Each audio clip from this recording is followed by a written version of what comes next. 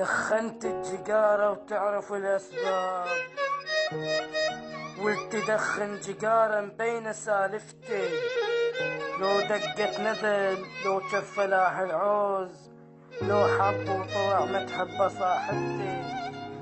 الجقارة شقد تريح من فارق أحباب، إذا بدخانة قلبه ويا الجقارة مجروح العشق.